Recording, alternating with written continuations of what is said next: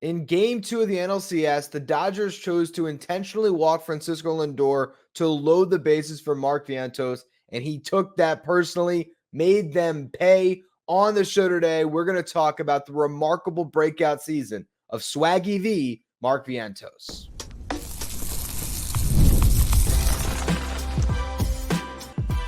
You are Locked On Mets, your daily New York Mets podcast, part of the Locked On Podcast Network, your team every day. Hello to all you amazing Mets fans. You're watching Locked On Mets, part of the Locked On Podcast Network, your team every day. I'm your host, Ryan Finkelstein. If you want to find any of my work, follow me on X at Finkelstein Ryan. You can also find some of my writing at justbaseball.com, where I work as the managing editor. Today's episode is brought to you by Game Time. Download the Game Time app, create an account, use the code LOCKEDONMLB for $20 off your first purchase. When Mark Vientos suits up to play his 10th career postseason game on Wednesday, he'll have a chance to set a franchise record. Vientos is one RBI away from the most runs batted in a single postseason in franchise history. John Olerud had 12 RBIs in 1999. The Mets made it to the NLCS that year. He played in 10 games. Curtis Granderson had 12 runs batted in the World Series in 2015. That was 14 games to get those 12 ribbies. Here Vientos is 9 games in. He already has 11 RBIs. He has been unbelievable. 6 multi-hit games of his first 9 postseason games. It's just been an incredible journey, and it starts during the season. You know, Francisco Lindor gets most of the credit for where the Mets are at, and rightfully so. He had an MVP caliber year, and he really did spark the turnaround with that players-only meeting, with his setting the tone from that leadoff spot, all the clutch hits that he got throughout the season. But Mark Vientos is another big reason that the Mets turned their season around. They had a sore spot at third base offensively for years and years and years, really going all the way back to David Wright. That has been a hole for the Mets offensively. And Mark Vientos just turned in the best offensive season since Wright. 27 home runs, so clutch, some walk-off homers, big moments. And then now, in the biggest moments of all, where the lights are the brightest, this guy is becoming a superstar in front of our eyes. It is incredible to see what he has done throughout this postseason. And you just go through game by game, series by series, you can make an argument that nobody has been more impactful than Mark Vientos. Francisco Lindor has, some of the biggest home runs, the NLCS home run, obviously, the home run that got the Mets into the NLCS, that grand slam, the one that got the Mets into the playoffs, the 2-run homer against the Braves. And even his home run, I would argue, was maybe more important for the Mets in game 2 of the NLCS, just because getting that first run after being shut out in game 1 was really impactful. With that said, Lindor's home run counted for 1 run. Vientos is counted for 4.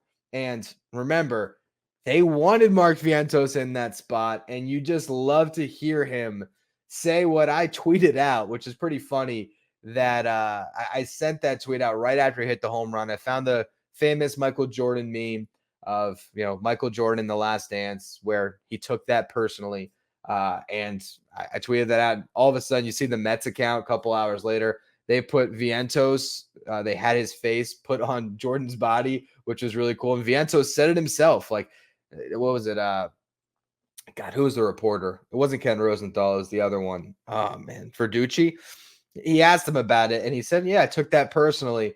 The idea that they would walk Lindor." And after the game, he did sort of say, look, you understand why they didn't want to face Lindor. He already homered. It's Francisco Lindor. First base was open. But it just shows you a guy that has played with the chip on his shoulder for so long. And we're going to get into the journey in the next segment for Vientos.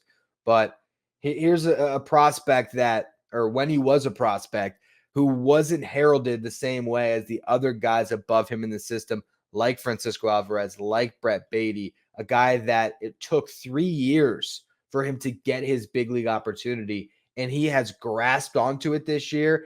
And now you look forward, and he's the guy that is a certainty to be in the middle of this lineup for years to come because of how well he's performed. And this postseason has taken his status and it has brought him up multiple levels because now everyone's watching it. Mets fans have seen it all year. Now everyone is tuned in as Mark Vientos gets big hit after big hit, game after game. 6 out of 9 games with multiple hits. You go back to his first ever playoff at bat. Mark Vientos sparks a 3-run rally, gets a leadoff single. Then, with the game tied at 4 runs apiece in the 5th inning, Mark Vientos gets a clutch 2-out hit that drives in 2 to put the Mets up. They would not trail again in that game 1 against the Brewers. Game 2 and game 3 in that wild card round, Vientos slowed down a bit, but NLDS, you're facing the rival Phillies in Philadelphia, and Vientos got hot. He got the only hit against Zach Wheeler through 7 innings. Then, with the Mets having not scored all game, 8th inning, Francisco Alvarez gets a leadoff single. Lindor draws a walk. Vientos comes up. He gets the big hit to get the Mets on the board. Nimmo gets the next one to give them the lead, but it was Mark Vientos that broke the ice for the Mets. They have a 5-run rally to win that game. Game 2, the Mets obviously lost, but that was not due to anything from Mark Vientos' play. He was unbelievable. A 2-home-run game, both of them 2-run shots. In the second one, 9th inning, the Mets had just blown a lead. They're trailing by 2. Lindor gets on in front of them, and Mark Vientos in enemy territory hits a home run in the 9th inning. It's just amazing stuff that we've seen. He didn't score any runs or drive in any in the final 2 games of that series against the Phillies, but he went 2 for 4 in each of those games. And then here he is in the NLCS. He goes 0 for 4 in game 1, strikes out 3 times. Jack Flaherty had his number, bounces back, shakes it off the next game, hits a huge grand slam, and another multi-hit game. Mark Vientos now through 9 playoff games is hitting .378, .410 on base, .676 slugging percentage, and OPS over 1,000. You combine what he's done in the playoffs with his regular season. Mark Vientos this year has played 120 big league games. He's hitting .276, .329 on base, .529 slug, and 450 at-bats. He has 30 home runs, 25 doubles, and 85 runs driven in 120 games. 85 ribbies. I did his per 162 with the home runs, which is exactly 40. But I got to check real quick here what that per 162 would be on the RBIs, because it's going to be even more impressive because of what he's done in October. So let's see. Let's do the math here on the calculator. 115 RBI pace. So if Mark Vientos put up these numbers over 162 games, you're looking at your third baseman having 40 and 115. Did David Wright ever have a 41-15 season? I feel like he probably did, but I don't even know. Let me look real quick here. This is some fun with numbers here. Did he ever hit 40 home runs in a season? I guess not, right? Let's see. Most home runs he ever hit was 33. So, yeah, he had a 2008, 33 home runs, 124 RBIs. I think that was the year he probably should have won the MVP. Yeah, I mean, never hit 40. So you just think about that, right? David Wright, you're looking at the most games. You're like 160 games, 30 home runs, 160 games, 33 home runs. This is the most power the Mets have maybe ever had at the third base position. So Mark Vientos is really carving out a really special place with the New York Mets. And we'll sort of talk about in the final segment the future with Mark Vientos, because I feel like you are getting such outsized offensive production from that spot in the lineup.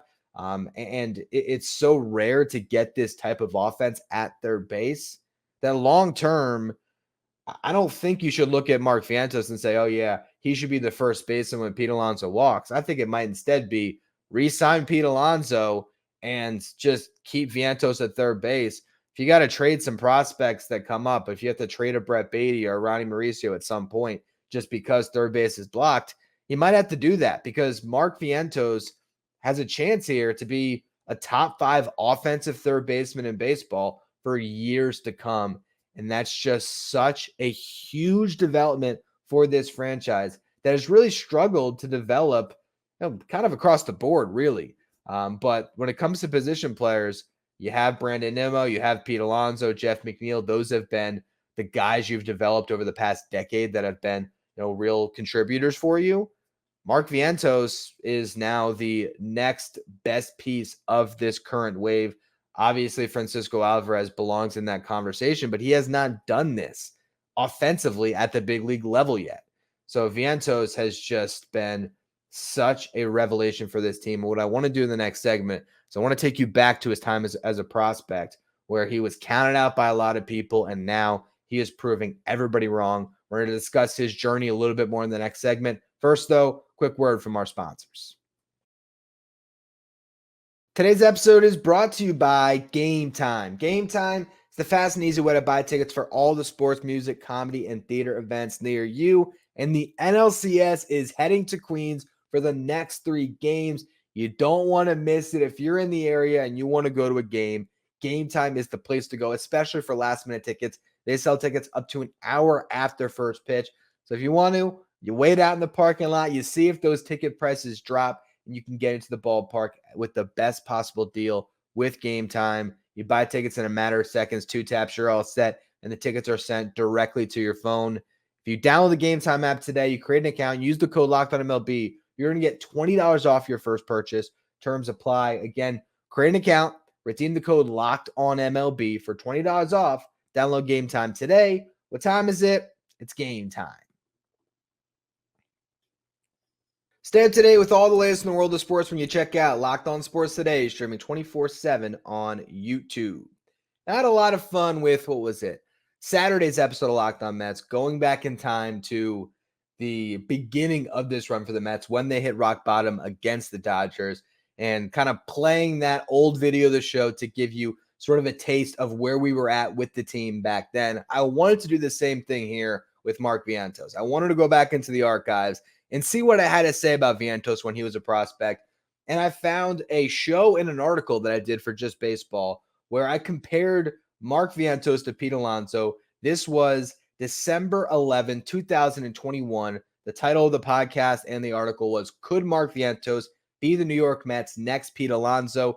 The basis of that was looking at Vientos' stats in 2021. And he only played 83 games, but hit 25 home runs, had a .581 slugging percentage, spent most of the year at AA, but 11 games to close the season at AAA.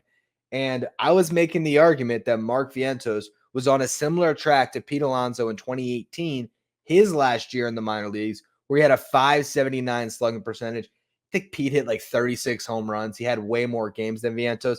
And of course, Pete Alonso was a college player. Vientos was signed out of high school, so a little bit different. But I was making the argument in this show that Mark Vientos should have broken camp with the team in 2022. Obviously, that didn't happen, but I think it's fun to go back and hear what I said then. I apologize that I did not understand how to light myself properly a couple years ago. I still am not great with it, but I'm a lot better than I was here. This is me back December of 2021 talking about Mark Vientos and his future with the New York Mets. Defense can improve. What you can't teach is 40 home run pop. That's what you can't teach. You can't just develop that. You can get some pop over time. You can focus on your launch angle and who knows. But that raw power, a lot of that is just what players are naturally gifted with. And Mark Vientos and Pete Alonso have that. But the defense can be improved upon. And the one thing that Vientos has is a cannon of an arm. So if he does play third base, that arm should help him. And obviously the lack of range, not having the softest of hands, these are things he has to work on. But if he devotes his entire offseason to playing third base and he comes into spring training and he rakes and he's playing those positions and he's showing that he's not a liability, he's going to push for a spot on this roster the same way Pete Alonso won a job in spring training in 2019.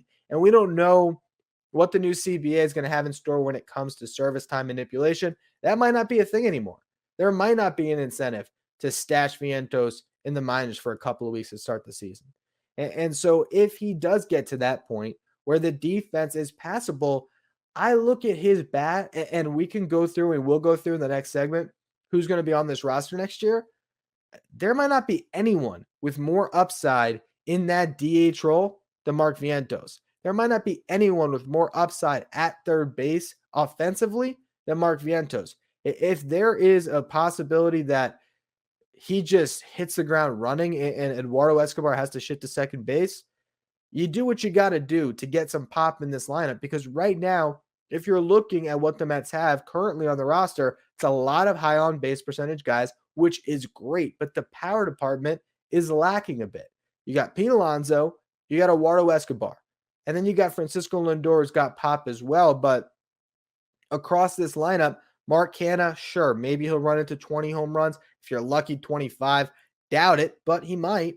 Starlin Marte, kind of the same thing. He has more pop than Canha, but still not necessarily a home run threat. You know what Nemo's going to bring you. It's more about getting on base than the home runs. Jeff McNeil, same thing. So you look at this roster, and I do think that they're missing some pop. And I see JD Davis, and that's what we're really going to be talking about in the next segment, because his profile and Vientos' profile is very similar as guys with bag gloves who are going to bring you that pop from the right side. But JD just hasn't been hitting home runs. Mark Vientos is a guy that can legitimately hit 25, 30 home runs over a full season. He just did it in the minor leagues. That has to translate up at the big league level, but he did that in, I believe, less than 100 games. He had, I think it was 72 games played in AA and 11 in AAA. So you give him a full slate of at-bats, and I'm just really intrigued by the potential of this prospect who, and the bat, it's right there. It's almost ready. It might be ready right now.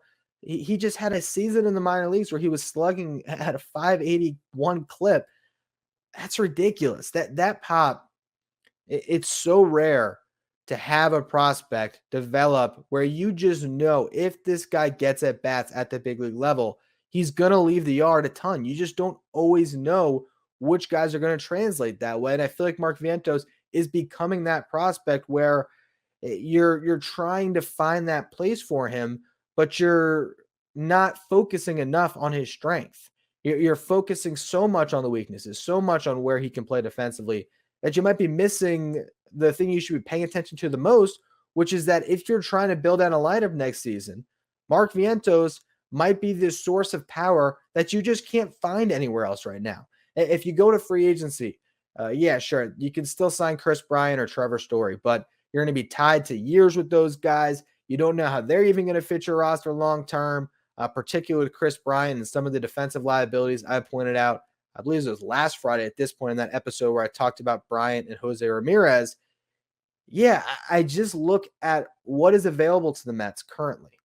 And if you're looking at the farm, this is the bat that is right there to be inserted in that lineup at some point next season. And the impact he can have on this offense is enough that I would give him every opportunity to crack this roster in spring training. That's just the way I feel about it. I'm going to talk about that more in just a minute, because I think this is the reason why JD Davis has to be traded this offseason. Now, JD Davis was not traded, and he was given the first half of that season to have that third base DH role. Then they traded him. This, of course, in 2022, they went to Darren Ruff, and it was not until Vientos was a September call-up that he got his chance, and it's a very limited chance. Then, of course, 2023, he gets inconsistent playing time from Buck Showalter whenever he is up. It wasn't until this year that he finally got a real chance. And I don't think that Vientos would have necessarily done this in 2022. I wanted him to get that big league seasoning, and I hated that JD Davis was blocking him. And I think he probably would have been quicker to get to this. Like maybe he would have been an impact player in 2023 if he got that chance in 2022. But we can't ignore the fact that he got 192 games of seasoning in AAA across from 2022 through to even this season, which has helped him develop and get to this point. I think the road ended up being perfect for Mark Vientos, because in this season where they really needed him in this magical run, Mark Vientos had a boulder on his shoulder when it comes to the chip of not getting that chance year after year after year. Again, 2021, geez, hit my glass hard there. 2021, Mark Vientos ends the year in AAA, so he's on the doorstep of the big leagues, and it's not until 2024 that he gets his opportunity. I think it all worked out where it has created the player that he is now, but looking forward, he is as big of a piece of the future of the New York Mets as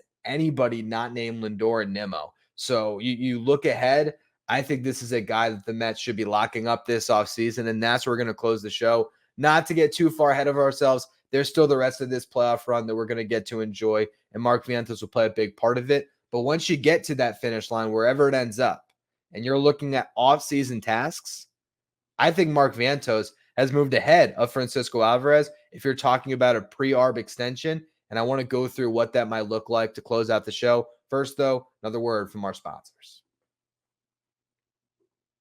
Today's episode is brought to you by FanDuel. Hey, NFL fans, you can start the season with a big return on FanDuel, America's #1 sportsbook. So you get the hunch, and in the middle of a game, you can check out the latest stats, view live play-by-play, and so much more on the same page where you place your bets. You'll get started with $200 in bonus bets guaranteed when you place your first $5 bet. That's $200 in bonus bets, win or lose. So if you want, you place $5 on maybe Mark Vientos to hit a home run in game 3. If that doesn't happen, you know what? You're still going to get that $200 in bonus bets guaranteed. That's FanDuel.com, America's #1 sportsbook. If you're an everyday listener to the show, make sure to become a Locked On Mets insider. This is our texting service where you get updates from me anytime news breaks in the Mets. You can ask me questions anytime. You can also take part in our Locked On Mets signed photo giveaways and get a live graphic sent to your phone each day so you know the starting lineup without ever having to go on social media. If you want to be a Locked On Mets insider, find a link in the episode description. Go to subtext.com/LockedOnMets. All right, so let's look ahead now. Season ends. Mets win the World Series. You never know what happens, right? We'll see. But regardless, Mark Vientos will enter this offseason, and they still have him locked up in New York for a very long time because he never got those opportunities. You're looking at a player that you still have control over for 5 more seasons. He won't be a free agent until 2030, arbitration eligible for the first time in 2027. So you still have 2 more pre-arbitration seasons and then his 3 arbitration years before Vientos hits free agency after his age 29 season. I talked about Mark Vientos being on a similar track to Pete Alonso a couple years ago, and I guess he needed those last few years of seasoning, but all of a sudden when you talk about timelines, crazy first full year, not 53 homers like Pete, but now you see what he's done in October, maybe even a larger impact. He's going to hit free agency on the same timeline as Pete Alonso, and that is the perfect sort of jumping off point to talk about what a pre-arbitration contract would look like, because Pete Alonso, who never got that deal, right now, as he's about to hit free agency, he is currently sitting at a career earnings just shy of $45 million. You look at Pete, he's making $20.5 million this year. You think, oh yeah, he did great in arbitration.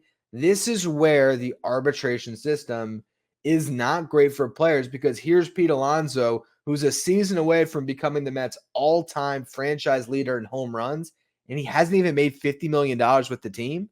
That's why you can get these guys to sign these pre-arb contracts that look crazy on the surface, like Michael Harris, right? Rookie of the year in 2022, signed an 8-year, $72 million deal, I think before the season was even over, with 2 club options for $15 million and $20 million. He was a rookie at 22 years old, so he still has a chance to get a bite of the apple at free agency if he has a great career all the way through. But he basically just said, you know what, I'm going to sign this deal now. I'm going to make sure that I make at least $72 million in my career and potentially make, over $100 million. And I don't care that I might not get that $250 million if I check every box throughout my career until I get to free agency. Take the bag when it's in front of you. Guys will sign these deals, and this is how you can lock up players for more than the 6 years. You look at comparisons at the third base position, and then you look at these players and what Pete Alonso has made, compared to these guys.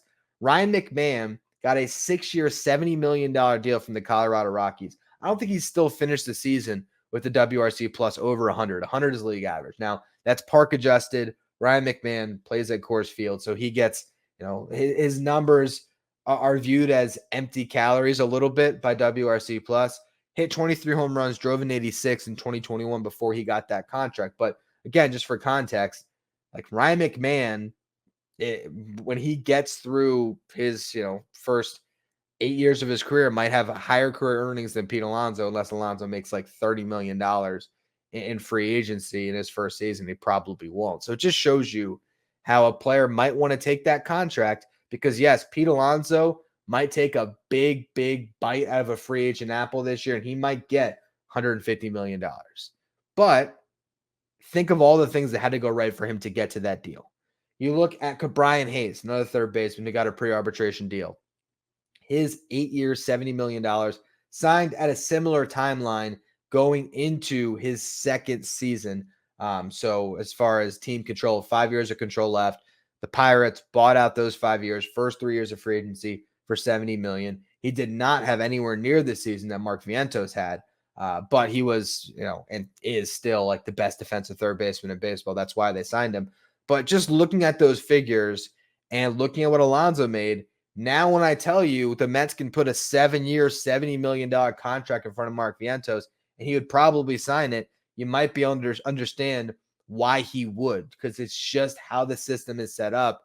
If you're Mark Vientos and they put a contract in front of you right now where instead of making $760K next year, you're going to make $5 million. And instead of making $780K in 2026, as that pre-arb salary climbs each year by $20,000, you're still talking about over the next couple years, not even making $2 million, and you could double that in a single season, make $5 million, triple it really. In 2025, you get a big raise off of this big season, and maybe it is $5 million for a couple years. Then maybe it's $10 million for a couple of years. That's typically how these pre-arbitration contracts go. Maybe it's $12 million a piece in year 5 and year 6. In year 7, maybe you're up to $14 million with a $2 million buyout on a club option for $20 million for an 8th year. Like that's sort of the structure that you'd see in these deals, where essentially the Mets would be guaranteeing Vientos $70 million over 70 years with a club option for $20 million. And if he's great all the way through, you will pick that up. It'll be 8 years, $90 million, and you're going to pay for his age 25 through age 32 seasons, basically buying his whole prime. That's a no-brainer, and I think it's a no-brainer for both sides. I know it kind of sounds crazy because the Mets haven't signed a lot of these pre-arbitration deals, and to think that Vientos would, sign away 2 to 3 years of his free agency, but you're 5 years away from it. And again, you look at Pete Alonso, as good as Vientos has been this year, as great as he's been, as much as I think he has a similar amount of pop as Pete Alonso does, you're looking at what Pete did. It's hard to match that across his career. All-Star in 2019, Rookie of the Year. These are things that are part of your arbitration number. Pete Alonso, even with those on his resume, his first year of arbitration, he made not even 7.4 million. Was an All-Star again in 2022. It jumped up to $14.5 million for his 2023 salary. And then, this year, of course, $20.5 million. So that's a guy that has been a near perennial all-star who has he had the Silver Sluggers? I don't know if he has had Silver Sluggers because of Freddie Freeman. Let me check that out real quick. But regardless, when you look at the position that Mark Vientos is in, I think the Mets can absolutely get him to sign that extension, and Pete has not had a Silver Slugger yet. But I think that is absolutely in the cards if the Mets put it in front of them. It's just a matter of if they want to or if they want to see another season. But I feel like he has shown you everything that you could possibly ask for, whether he sticks at third base, whether he moves over to first. You'll find that out, depending on how the offseason goes. I still think, especially considering the run the Mets have been on and the moments that Pete Alonso has had, I feel like Steve Cohen's heart's going to be too much in that free agent decision, and the Mets are going to pay Pete Alonso. But I don't think that's a bad thing, because as long as you keep the DH spot open, you're going to have the flexibility to move Pete Alonso to DH and Vientos to first if one of your other players steps up. If Brett Beatty all of a sudden is a new man next year and he's your starting third baseman, well, Vientos can DH, or you can have him work at first and make Pete Alonso your DH. You have that flexibility. I also should note, since I brought up Brett Beatty's name, for every prospect you are right on, you're going to be wrong on another. So as much as I was right about Mark Vientos, as much as I campaigned for him over JD Davis for years, and now it's looking like a really good take. I was as loud about Brett Beatty being the heir apparent to David Wright when he took the reins of the position last year, and that has not gone right for me. So you hit on some, you miss on others, but the point is the Mets are in a great position right now because of this ascent by Mark Vientos, where locking him up to a pre-arb extension, signing Pete Alonso, those things do not log jam you moving forward. You still have a DH spot to move one of them to. And because Vientos has that strong arm, because he has the work ethic, and we've seen what he's done this year to improve, I'm not counting him out. If you keep him at third base and play him there every day, I think this guy can be an all-star at that position. I think he can win Silver Sluggers at that position. I don't think he's going to win a Gold Glove, but just like Rafael Devers doesn't kill the Red Sox too much defensively at third base, where you take the lack of defense because the bat is so prodigious, the same thing can be said for Mark Vientos, where that position is such a net positive because you could have 40 home runs at each corner. And there's very few teams who can say that. Might not be any teams in Major League Baseball that can say they have a 40 home run guy at third and a 40 home run guy at first. The Mets could have that next season if they re-sign Pete Alonso. But moving forward, this is going to be something that will definitely be on the docket this offseason. Do the Mets give out a pre-arbitration extension to Mark Vientos and even Francisco Alvarez? But I feel like at this stage, you can't really commit that to Alvarez yet. As much as I love the leadership of Francisco Alvarez, the season he's had offensively, I don't think you can just say, all right, we're going to give you that 8-year, $70 million deal. Even if he proves to be worth that in the long run, I think if you're going to give that contract to anybody, it's got to be Mark Vientos. And that is a crazy, crazy thing considering the fact that he still entered this season third in the pecking order when it comes to young Mets behind Alvarez and, of course, behind Brett Beatty. But now, who's going to be batting second in Game 3 of the NLCS on Wednesday? None other than Swaggy V, Mark Vientos. Anyway, that's going to be all for today's show. I appreciate all of you who tuned in. Tomorrow's show, I will preview Game 3. As always, thank you for listening. Thank you for watching. If you're watching on YouTube, do me a favor. Hit that subscribe button. The goal is to get to 11,000 subscribers by the end of the postseason. Appreciate all of you who continue to subscribe. You can follow me on X at Finkelstein Ryan. Follow the show at Locked On Mets. If you want to be a Locked On Mets insider, find the link in the episode description. We're going to subtext.com/Locked On Mets. Thank you for making Locked On Mets your first listener, your first watch every day. After your second watch, head over to YouTube and check out the first ever 24/7 streaming channel that covers everything, the world of sports. Talking about Locked On Sports today with our local hosts from each team, league-wide hosts from each league. Find Locked On Sports Today streaming 24/7 on YouTube.